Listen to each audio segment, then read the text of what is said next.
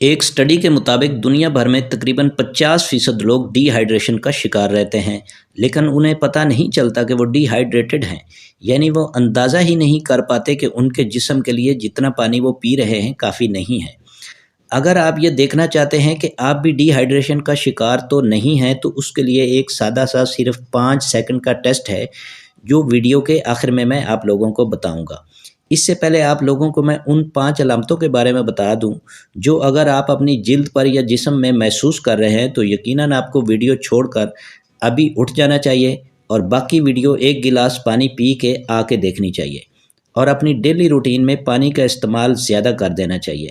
ان 5 علامتوں کے بعد کچھ انتہائی خطرناک سائیڈ ایفیکٹس بھی آپ لوگوں کو بتاؤں گا جو بظاہر ہمیں نظر نہیں آتے، لیکن سال ہر سال مناسب مقدار میں پانی نہ استعمال کرنے سے انسان کو کسی نہ کسی بڑے خطرناک اٹیک یا بیماری سے دوچار کر دیتے ہیں۔ نمبر 1، آپ کی جلد خشک ہے۔ جلد ہمارے جسم کا سب سے بڑا آرگن ہے جسے ہائیڈریٹڈ رکھنا بہت ہی امپورٹنٹ ہے۔ اگر آپ پانی کم پی رہے ہیں تو آپ کو پسینہ بھی کم آئے گا۔ کم پسینے آنے کا مطلب یہ ہے کہ جلد کے پوروں کی صفائی نہیں ہو رہی اور نہ جلد مطلوبہ مقدار میں آئل ایکیمولیٹ کر رہی ہے۔ جلد کے پوروں کی صفائی نہ ہونے سے دھول پوروں میں جم جاتی ہے جس کی وجہ سے وہاں پمپلز نکل آتے ہیں۔ نمبر 2، اگر آپ بیمار ہو جائیں تو لمبے عرصے کے لیے یا کم از کم کچھ دن تو ضرور بیمار رہتے ہیں۔ ہمیں جب بخار ہوتا ہے تو اصل میں ہمارے جسم کے کسی حصہ میں کوئی مسئلہ ہو چکا ہوتا ہے جس سے جسم اپنے طور پر لڑنے کی کوشش کرتا ہے کہ سارا کچھ نارمل ہو جائے، جس کی وجہ سے ہمارے جسم کا درجہ حرارت بڑھ جاتا ہے۔ پانی اصل میں ہمارے جسم کو اضافی اور زہریلے مادے خارج کرنے میں مدد دیتا ہے۔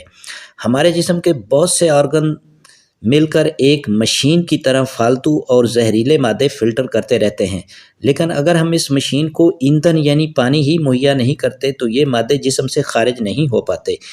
اس صورت میں جسم میں کیا ہوتا ہے کہ ہمارے آرگنز اپنا کام کرنے کے لیے ہمارے جسم کے دوسرے اجزاء جیسے خون سے پانی کھینچنا شروع کر دیتے ہیں، جس سے پانی کی نہ صرف کمی ہو جاتی ہے بلکہ کچھ نئے مسائل بھی پیدا ہو جاتے ہیں۔ نمبر 3، ہماری کارٹلیج اور اسپائنل ڈسک 80% پانی پر مشتمل ہوتی ہے، جس کی وجہ سے ہماری ہڈیاں ایک دوسرے سے گرائنڈ ہونے سے یا رگڑ کھانے سے محفوظ رہتی ہیں۔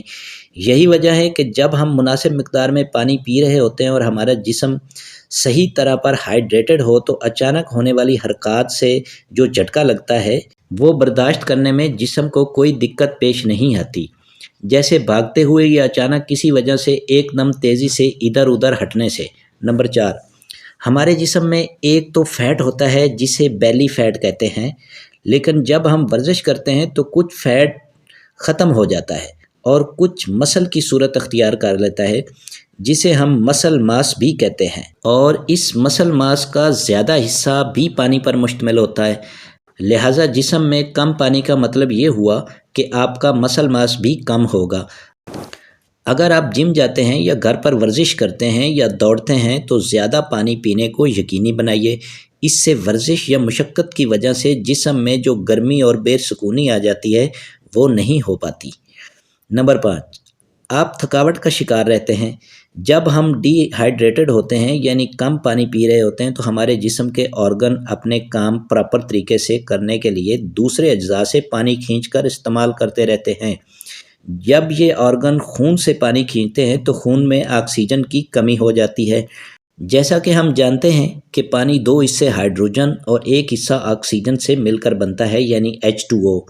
لہٰذا خون میں آکسیجن کی کمی کی وجہ سے ہم سست اور تھکاوٹ زدہ رہنے لگتے ہیں اور ہمارا اسٹیمنا بھی کم ہو جاتا ہے۔